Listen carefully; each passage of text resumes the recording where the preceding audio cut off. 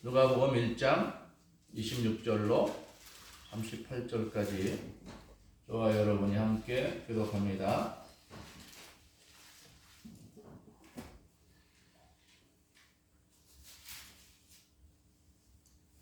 여섯째 달에 천사 가브리엘이 하나님의 보내심을 받아 갈릴리 나사렛이란 동네에 가서 다윗의 자손 요셉이라는 사람과 약혼한 처녀에게 이르니 그 처녀의 이름은 마리아라.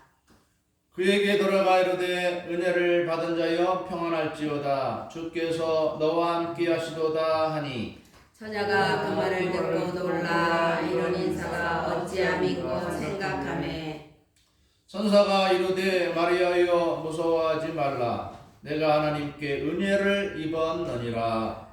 보라 내가 있게하여 아들을 낳으리니 그 이름을 예수라 하라.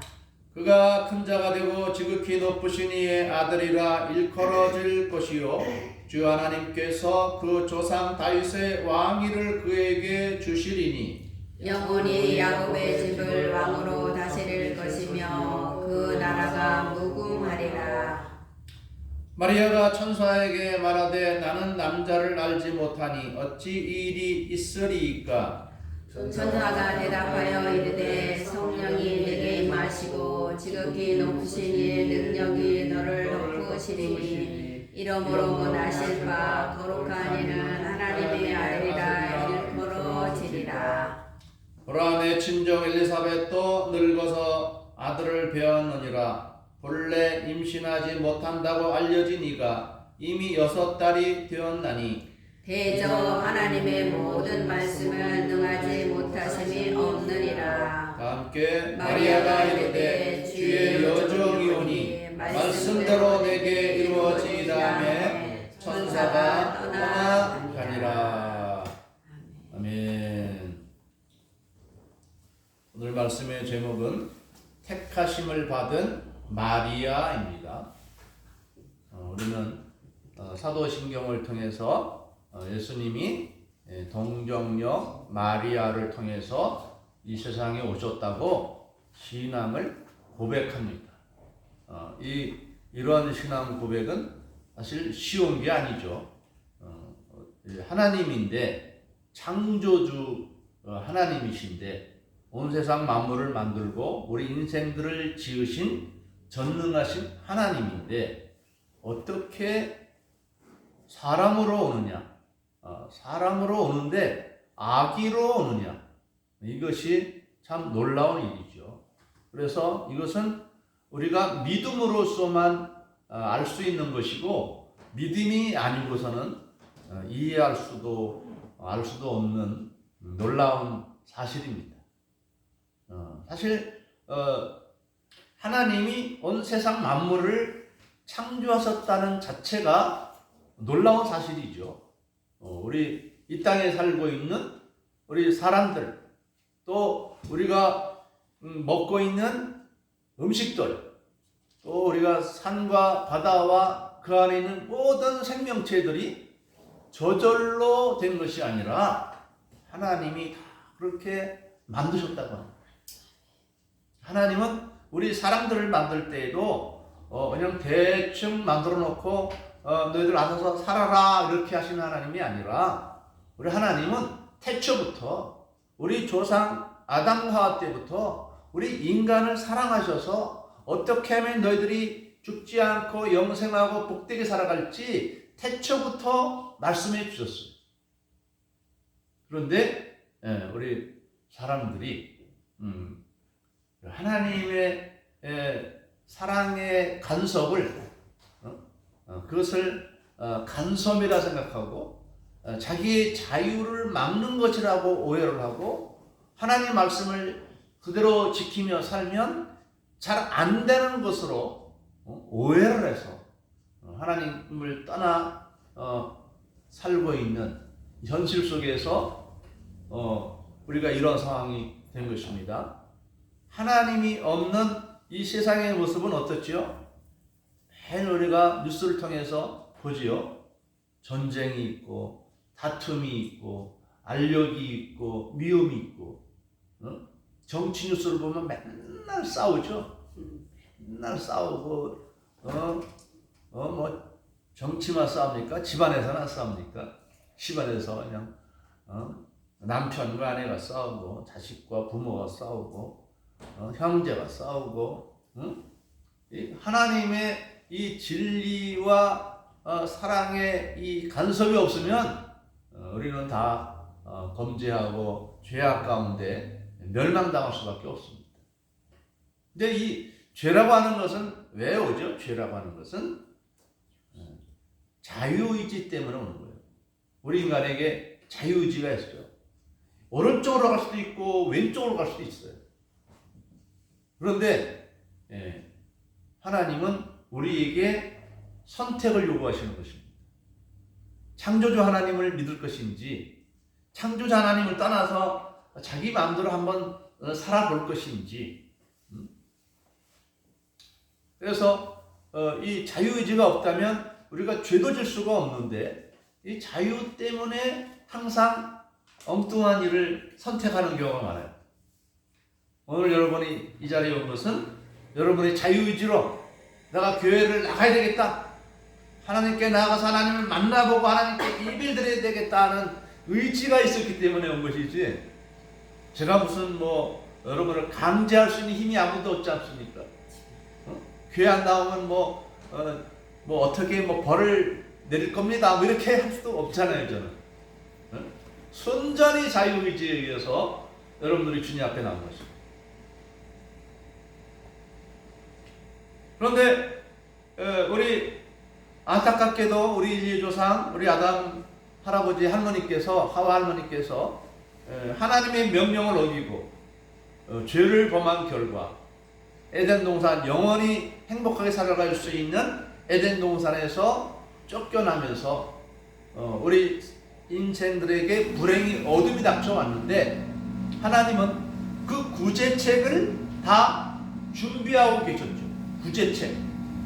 그것이 무엇입니까? 이제 예수 그리스도를 통해서 무지 가운데, 하나님을 알지 못하는 무지함과 죄 가운데 빠져있는 우리 인생들을 불러 구원해 주시기 위해서 창세전부터 예수님을 예정하신 거죠. 예수님을 통해서 우리 인생들을 구원하시기로 작정하신 거죠.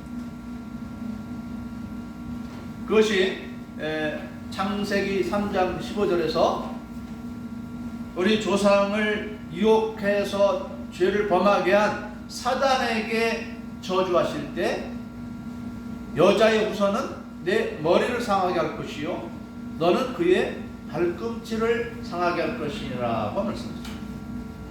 여자의 후손은 바로 여자의 몸을 통해서 하나님의 아들이신 예수님이 이 땅에 오실 것을 예고하신 거예요. 그것이 창세기 3장 15절 말씀이에요.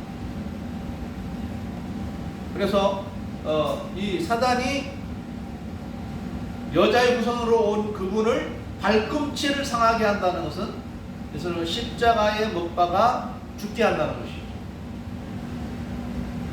그래서 우리가 이 예수님을 미워하는 그 유대인들, 바리새인들과 제사장들이 예수님에게 음모를 씌워서 예수님이 이 로마에 반역을 했다고, 자기가 자칭 하나님이라고 했다고 해서 십자가에 못 박아 죽이는 일에 성공합니다.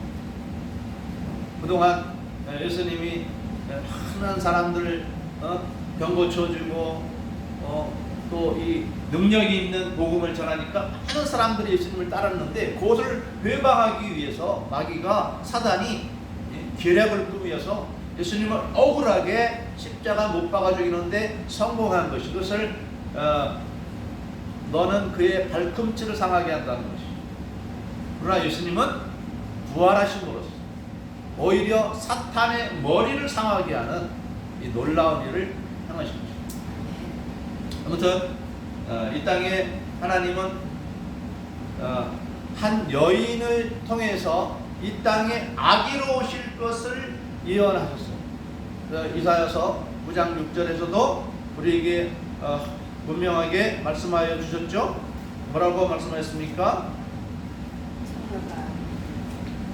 이는 한 아기가 우리에게 낳고 한 아들을 우리에게 주신 바 되었는데 그의 이름은 기묘자라 모사라 전능하신 하나님이라 영존하시는 아버지라 평강의 왕이라 할 것임이라 그랬습니다.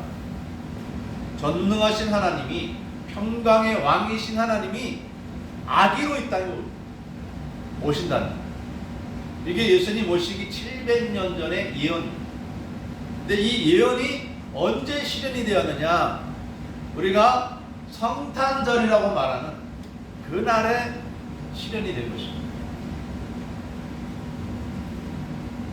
이제 하나님은 한 여자를 택해서 그 여자를 통해 이 땅에 아기로 오셔야 되는데 하나님도 이 땅 처녀들 가운데 아무나 선택하는 것이 아니라 다윗의 혈통으로 태어나는 가장 경건한 처녀를 선택하지 않았습니까? 아무나 선택하지 않죠. 하나님을 경외하는 경건한 사람을 하나님이 택하여 주시는 것입니다. 하나님이 이스라엘을 애굽에서 고통받고 있는 이스라엘을 건져주시기 위해서 80년 전부터 모세를 예비했죠. 그래서 모세가 80세 되던 해 이제 호렙산 인근 미디안 사람들이 사는 인근에서 양치는 생활할 때 하나님이 모세를 찾아가 만나주시고 저를 택하여 이스라엘의 지도자로 삼아주셨죠. 이처럼 하나님이 자기의 아들 예수 그리스도를 아기로 잉태하여 출산한 한 여인을 선택할 때 아무나 택하시겠습니까? 하나님이 보실 때에 가장 믿음이 좋고 경건한 처녀를 선택을 하시는 거죠. 그래서 오늘 본문에 보면 그 역사적인 순간이 나타나고 있습니다. 누가복음 1장 26절에서 여섯째 달에 천사 가브리엘이 하나님의 보내심을 받아 갈릴리 나사렛이라는 동네에 찾아갔다 이렇게 말씀합니다. 여기서 여섯째 딸이라고 말하는 것은 예수님보다 6개월 먼저 태어난 세례 요한, 그 세례 요한의 어머니가 바로 제사장 사가랴라고 하는 사람의 부인인 엘리사벳입니다. 엘리사벳. 영국의 엘리자베스 여왕이 있죠. 근데 엘리자베스 여왕이 세례 요한의 어머니의 이름을 따온 거예요. 엘리자베스, 엘리사벳, 성경 엘리사벳이라고 하는데 원래는 이제 갱년기를 지나서 오늘날 우리 소위 말하는 할머니 상황에 있는 여자였어요. 그 남편은 할아버지요. 자녀를 기다렸지만은 끝내 아이를 낳지 못하고 그저 이제 두 분이서 자녀 없이 쓸쓸하게 늙어가던 사람이었는데 오늘날 이 가브리엘 천사가 나타나가지고 이 사가랴 제사장이 나타났죠. 나타나서 내게 아들이 있으리라 그러니까 이거 어떻게 됩니까? 그런데 됐습니다. 그런데 이 사가랴가 하나님이 자기 부인도 이제 갱년기를 지나서 아기를 갈 수 없는 상황이었기 때문에 천사 가브리엘이 내게 아들이 있으리라고 말했지만은 안 믿어지는 거예요. 여러분은 믿어지겠습니까 이게? 안 믿어지니까 그러면 네가 앞으로 그 아기가 태어날 때까지 너는 벙어리가 될 것이다. 그래서 이 제사장 사가랴는 그 자기 아들 요한이 태어나기까지는 벙어리로 지낸, 벙어리 말을 못하는, 아기가 태어나면서부터 이름을 지으면서부터 그때부터 입이 열려서 말을 했어요. 이 사가랴는 믿음이 좀 딸린 거죠. 믿음이 딸렸어요.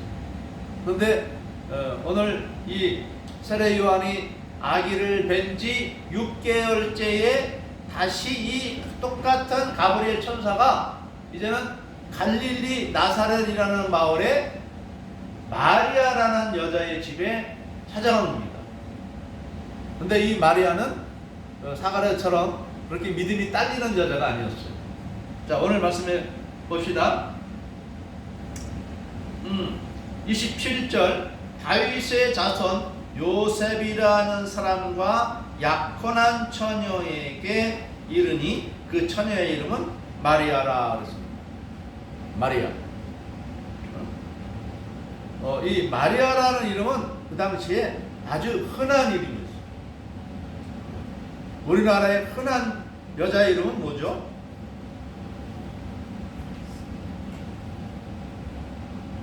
영자, 영숙이, 은자, 은혜, 이런 이름이 아주 흔한 이름이죠.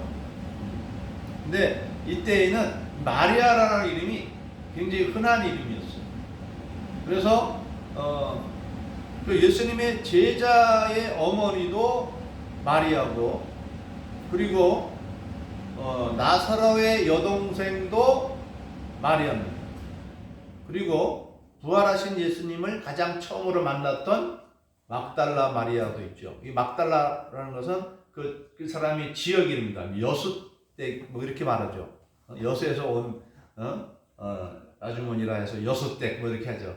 이 마리아라는 막달라라는 것이 그런 거입니다. 막달라 지역의 마리아. 막달라 마리아. 이 마리아라는 이름이 상당히 많아요. 예수님 어머니도 마리아고. 예수님 어머니 그 주위에 막달라라는 마리아라는 이름이 많이 있었던 것 같아요.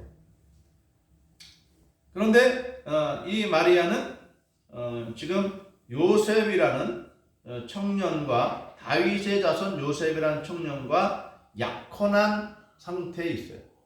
약혼만 했고 아직은 처녀입니다. 그런데 그 여자에게 가서 아마도 이때 이 마리아가 무엇을 하고 있었는지 모르겠지만 갑자기 나타난 천사 가브리엘을 만난 것입니다. 아마 이때 기도하고 있지 않았을까? 근데 우리가 어떤 이런 맑고 환한 이런 상황에서는 어떤 영적인 존재를 만나는 것이 쉽지 않죠. 특별한 선지자가 아니라면은 영적 존재를 이런 데서 보는 것은 쉬운 것이 아니고, 어떤 경건한 사람들도 꿈이나 또는 환상을 통해서 천사를 만나거든요. 그래서 이때의 마리아는 경건한 처녀라고 생각할 때에 아마도 시간을 정해놓고 기도할 때, 그 기도하는 시간에 이 천사를 만난 것이 아닌가 여겨집니다. 그래서 이 마리아는 그 천사를 만났음에도 불구하고 기절촉풍하지 않았던 것이죠. 우리가 눈을 감았는데, 교회 와서 눈을 감았는데 갑자기 막 어떤 존재가, 영적인 존재가 확 나타난다. 그럼 어떻게 하겠어 우리가? 기절촉풍하겠죠. 놀래서 자빠질 것입니다. 우리 과거에 전설의 고향 이런 그 아주 무서운 귀신 나오는 영화 보면은 처녀 귀신이 탁 나타나면은 그 처녀 귀신을 본 사람이 놀래서 막 죽죠. 그런 것이 많이 있어요. 근데 담대한 사람은 처녀 귀신하고 막 얘기를 하죠. 그런 것과 좀 비슷한 거예요. 마리아가 기도할 때 천사가 쫙 나타날 때 웬만한 사람은 다 기절촉풍해가지고 막 엄마 놀라라 막 이런 상황인데, 아주 이 마리아는 차근한 모습을 보여줍니다. 이 처녀에게 나타나서 이 가브리엘 천사가 하는 말이 뭐냐면, 은혜를 받은 자여 평안할지어다, 주께서 너와 함께 계신다 그랬습니다. 그러자 이 마리아가 그 말을 듣고 놀라 이런 인사가 어찌민가 생각하며 그랬습니다. 이 마리아가 전혀 안 놀란 건 아니죠. 약간은 놀랐어요. 약간은 놀랄 수밖에 없죠. 그 가브리엘 천사는 하나님이 주로 좋은 소식을 전하라고 보내주는 하나님의 전달자, 하나님의 말씀을 전해주는 전달자 천사입니다.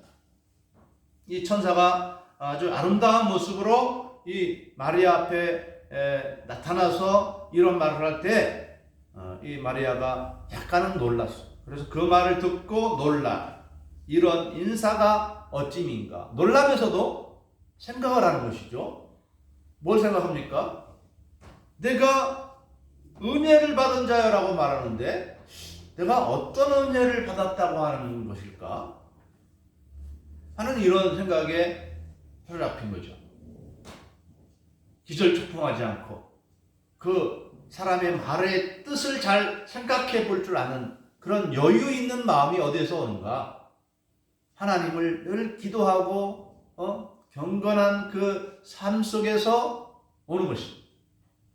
하나님의 신령한 은사는 어떤 사람에게 주어지느냐? 많이 기도하고 은혜를 구하는 자에게 하나님의 신령한 은사가 주어져요. 그래서 우리는 하나님의 이러한 신비한 역사를 맛보기 위해서 우리가 힘으로 기도해야 됩니다.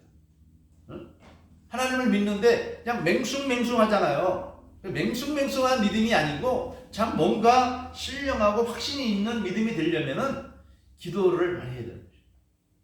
그래서 하나님 은혜의 기쁜 세계 속으로 나아갈 때에 꼭 천사를 만나는 것은 아니지만은 우리에게도 신비한 역사를 체험하게 되는 거예요. 그래서 그냥 기도도 그냥 몇 초 하는 그런 기도가 아니고 10분, 20분, 때로는 1시간, 2시간 깊은 기도가 필요한 거예요. 우리가 그냥 너무 세상 살아가는 일이 바빠서 그냥 눈 감을 틈이 없어. 그냥 기도도 한 10초면 끝나. 그런 기도하지 마시고 이제는 10초 기도하지 마시고 이제 1분, 10분, 30분, 1시간 깊은 기도 속으로 나가길 바랍니다. 자, 이러한 처녀 마리아에게 또 천사 가브리엘이 말합니다. 30절에 마리아여 무서워하지 말라. 내가 하나님께 은혜를 입었느니라. 은혜를 받았느니라. 어떤 은혜냐? 31절에 보라 내가 잉태하여 아들을 낳으리니 그 이름을 예수라 하라. 그 은혜는 뭐냐면 네가 잉태하여 아들을 낳는다는 거예요. 그런데 그 아들이 어떤 아들이냐고 중요한 것이죠. 32절에 그가 큰 자가 되고 지극히 높으신 이의 아들이라 일컬어질 것이요. 지극히 높으신 이 아들, 누구의 아들이죠? 하나님의 아들이라고 불리는 분이다. 네가 낳을 아기는 보통 아기가 아니라 보통 사람이 아니라 하나님의 아들이라고 하는 분이다. 더 나아가서 말합니다. 주 하나님 그 조상 다윗의 왕위를 그에게 주리니 그는 왕이 될 것이다. 다윗의 혈통을 잇는 다윗의 왕권을 잇는 왕이 될 것이라는 거예요. 우리 여성분들이 여기 있지만 여러분이 낳은 아들이 왕이라면 얼마나 좋을까요? 왕이 아니라 장관만 돼도 얼마나 좋을까요? 장관이 아니라 국회의원만 돼도 영광스러운 거 아니겠습니까? 여러분들이 낳은 아들이 이 땅에서 잘 되고 큰 자가 되면 이보다 더 영광스러운 것이 어디 있겠어요? 그런데 이 마리아가 낳을 아기는 왕이 되는데 그냥 왕이 되는 게 아니라 33절에 영원히 야곱의 집을 왕으로 다스릴 그런 왕이라는 거예요. 영원한 왕이군요. 영원한 왕. 보통의 왕은 10년, 20년, 길면 3, 40년 통치하다가 끝나잖아요. 영원히 왕이 계속되지 않잖아요. 영원한 왕이 되려면 그분이 어떤 존재여야 됩니까? 우리 사람으로서 영원히 왕이 될 수가 없죠. 사람으로 오시는 하나님, 예수 그리스도가 그렇게 된다는 거예요. 그런데 마리아는 그러한 위대한 분의 어머니가 된다는 거예요. 그런데 이 마리아가 그 말을 들을 때 좋으면서도 마음에 걸리는 것이 있어요. 그것이 무엇입니까? 자기는 요셉의 약혼녀요, 처녀입니다. 그래서 마리아가 천사에게 말합니다. 34절에 나는 남자를 알지 못하니 어찌 이 일이 있으리이까. 아마 마리아는 처음에 요셉과 결혼해서 낳는 아기라고 생각했던 것 같아요. 즉 하나님의 아들이 아니고 그냥 위대한 그런 사람으로서 생각했던 것 같아요. 그래서 아마 이때 마리아가 이런 말을 천사에게 하는 것은 나더러 요셉하고 빨리 결혼하라는 말입니까? 이렇게 알아듣는 거예요. 그런데 천사가 대답을 합니다. 35절에 천사가 대답하여 이르되 성령이 내게 임하시고 지극히 높으신 이의 능력이 너를 덮으시리니 이러므로 나실 바 거룩한 이는 하나님의 아들이라 일컬어지리라 그랬습니다. 즉 남자를 통해서 생기는 아기가 아니라 성령으로 하나님의 영이 세상 만물을 다스리고 통치하시는 그 제 아들 하나님의 영혼이 그 마리아의 태 속에 들어가서 아기로 형성이 되는 거예요. 그래서 이 예수님의 생명은 아버지 다른 어떤 사람의 남자의 아기가 아니라 하나님이 창조에 의해서 이루어진 아기가 되는 것입니다. 우리 사람들은 그 여자가 자기의 몸속에 아기를 가질 때 영혼이 그때 생기죠. 그런데 예수님의 영혼은 창세 전부터 있었던 신이에요. 하나님.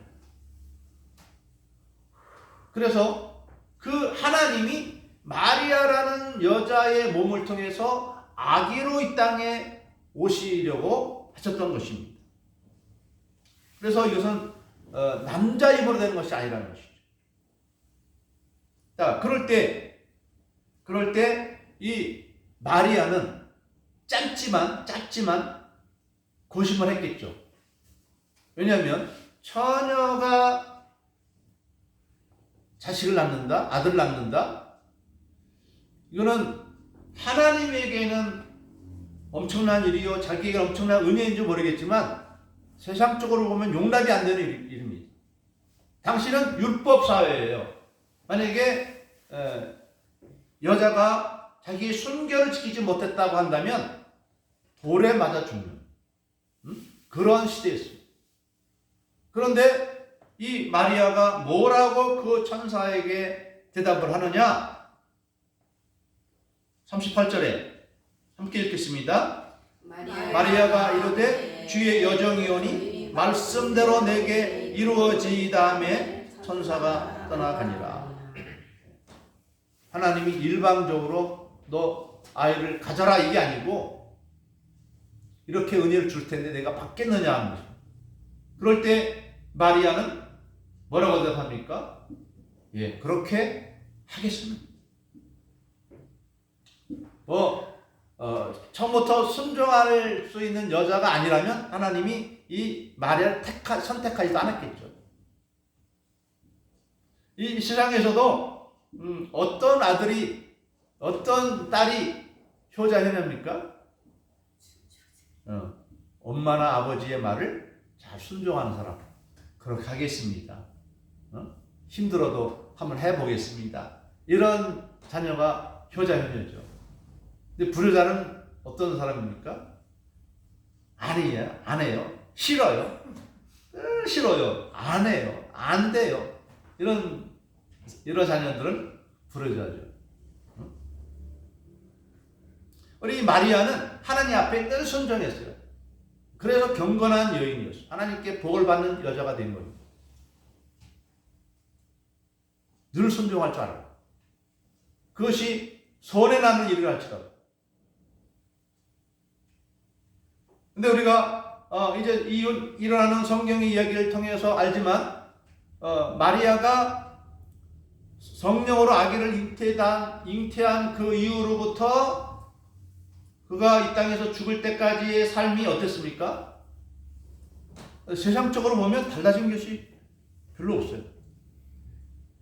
그리고 이제 이후에 마태복음에 들어갈 텐데 이 마리아의 남편 약혼자 요셉도 고민하죠. 마리아가 임신한 것 같은데 이거 고민하는데 이때도 천사가 요셉에게 와서 네 아내 마리아가 잉태한 아기는 사람의 아기가 아니라 하나님의 아들이다. 이렇게 말했을 때 요셉이 그것을 수용을 하고 마리아를 얼른 데려오죠. 결혼해서 얼른 데려옵니다. 왜냐하면 처녀로 아기를 낳으면 마리아가 죽어야 되니까. 마리아를 보호하기 위해서 얼른 데려옵니다.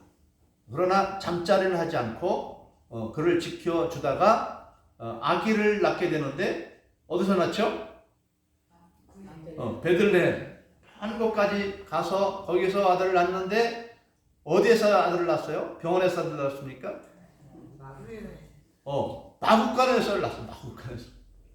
아니 그냥 집도 아니고 마구간에서 출산할 장소가 없어가지고 마구간에서 태어났어요. 마리아가 엄청나게 대박을 터뜨렸습니까?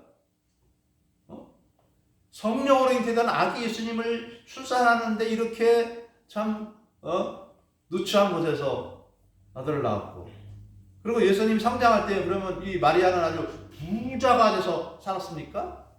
어떻게 살았죠? 마리아의 남편이 직업이 뭐였어요? 목수예요, 목수. 서민이에요, 서민. 서민의 아내로 살았어요. 뭐 대박 터뜨린 게 전혀 없어요. 그리고 예수님이 죽으실 때 이 마리아는 가슴을 쥐어뜯으면서 통곡을 했습니다. 물론 예수님이 부활선천한 다음부터는 이제 이 마리아의 위상이 달라졌죠. 그 다음부터는 이제 예수님의 사도들과 예수님 모든 제자들이 예수님을 출생하고 양육한 이 마리아를 얼마나 존경했겠습니까? 그러나 또 핍박을 당해서 헤로드 왕이 핍박을 했죠. 유대인의 많은 사람들의 이 기독교인들을 핍박할 때 도망다녔습니다. 이 세상적으로 볼 때는 그렇게 성공한 모습이 아니에요. 이 마리아는 무조건 하나님께 순종한 것이지 뭐 돈을 많이 준다고 해서 권력을 준다고 해서 이 아기 예수님을 가진 게 아니에요. 무조건 이 하나님의 말씀에 주의 여정이오니 제가 주님의 뜻대로 말씀대로 하겠습니다 라고 결단하고 그 길로 걸어갔던 것이죠. 그래서 그 결과 오늘날 어떻게 됐습니까? 이 마리아는 여자로서 유일하게 하나님을 낳은 위대한 어머니가 된 것입니다. 그래서 우리는 카톨릭만큼 우리 마리아를 신격화하면 안 됩니다. 평범한 여자로 살았어요. 예수님을 낳은 이후에는 그 남편 요셉과 함께 동거하며 자녀를 낳았고 평범하게 살다가 이 세상을 떠난 것입니다. 그러나 이 카톨릭에서는 오늘날 마리아가 영원한 처녀라고 말합니다. 예수님의 동생들, 예수님의 여동생들 다 뭐 입양했다고 말을 하는데 그 당시에 입양하는 시대가 아니죠. 그리고 마리아에게도 기도를 해야 된다고 성모 마리아께 기도한다. 노래도 있잖아요. 찬송 노래도 만들어놨는데 예수님의 어머니가 위대한 건 사실이지만 신은 아니에요. 하나님은 아니에요. 그렇기 때문에 우리는 우리 인간 중에서 훌륭한 분, 뭐 모세처럼 훌륭하고 아브라함처럼 훌륭하고 베드로나 바울처럼 훌륭한 분 중에 하나지 그가 우리가 기도할 수 있는 기도의 대상은 아니라는 것을 우리는 알아야 됩니다. 그러나 우리는 이 마리아의 경건, 주의 여종이오니 말씀대로 하겠습니다. 우리는 하나님이 말씀하신 10계명과 10계명을 순종하겠습니다. 우리. 힘들어도 주일날은 내가 교회 나가겠습니다. 예배 드리겠습니다. 내게 어떤 핍박이 와도 나는 끝까지 주님만 믿겠습니다. 사랑을 하는데 예수님이 우리를 사랑한 것처럼 너희도 서로 사랑하라고 말씀해 주셨죠. 이 말씀도 우리가 지켜야 됩니다. 예수님이 우리를 사랑한 것처럼 우리도 이 사랑하기 어려운 사람들, 이쁜 사람들을 사랑하는 건 쉽죠. 나를 좋아해주고 나를 섬겨주고 나에게 사랑을 베풀어주는 사람을 우리가 사랑하는 건 쉬운데 그렇지 않은 사람 사랑하기는 얼마나 어렵습니까? 우리가 먼저 예수님을 사랑했습니까? 예수님이 우리를 먼저 사랑했습니까? 예수님이 먼저 우리를 사랑해 주시고 우리를 찾아와 주시고 우리를 불러 구원해 주신 것이 아니겠습니까? 우리는 성탄절을 통해서 우리의 마음이 사랑으로 더 풍성해져야 됩니다. 예수님이 하나님이 우리를 사랑하사 낮고 천한 땅에 자기의 아들을 보내셨어요. 그리고 예수님이 이 땅에 오셔서도 그냥 화려하게 왕이 돼가지고 그렇게 한 것이 아니라 지금은 왕이지만 이 땅에 사실 동안에는 천대받는 사람이에요. 핍박받는 사람이었어요. 우리가 이 땅에서 예수 믿고 구원받았다고 해서 바로 내게 돈도 많이 생기고 이게 뭐가 주어지는 게 아닙니다. 그러나 우리는 이제 하나님의 여호와 영광의 나라가 예비되어 있고 또 이 세상에서도 보이지 않는 하나님의 이끄시는 성령의 역사가 우리에게 있는 것입니다. 이것을 우리가 맛보며 살아가야 될 것입니다. 그러기 위해서는 마리아처럼 순종하고 마리아처럼 범사에 경건하게 기도하며 하나님의 뜻대로 살기를 힘쓰는 그러한 여러분들이 됨으로 말미암아 마리아가 받은 이러한 은혜를 여러분도 받아 누리기를 주님의 이름으로 축복합니다. 네. 기도하겠습니다. 사랑의 하나님, 하나님은 평범한 한 처녀, 그러나 그는 범사의 기도와 말씀으로 경건한 삶으로 순종의 삶으로 예비되었던 한 여인이었기 때문에 우리 하나님의 선택을 받아 하나님의 아들 예수님을 아기로 낳고 양육하는 위대한 여인의 길을 걸었사옵나이다. 하나님, 그러함으로 영원토록 이제 하나님의 나라에서는 예수님의 어머니로 존경과 또 칭송을 받는 그러한 위대한 위치로 나아간 것을 바라보면서 우리가 그 정도까지는 아니라 할지라도 우리의 힘껏 우리의 힘과 정성을 다하여 우리 하나님을 섬기며 이제 내 뜻대로 살기보다는 하나님 말씀대로 살기 위하여 힘쓰며 살아가는 우리 하나님 옆에 모든 성도님들이 되게 하여 주옵소서. 예배드리기를 힘쓰고 기도하기를 힘쓰고 주님께 예배드리기를 힘쓰는 우리 모든 성도님들이 다 되게 하여 주시옵소서. 감사드리오며 예수님의 이름으로 기도드리옵나이다.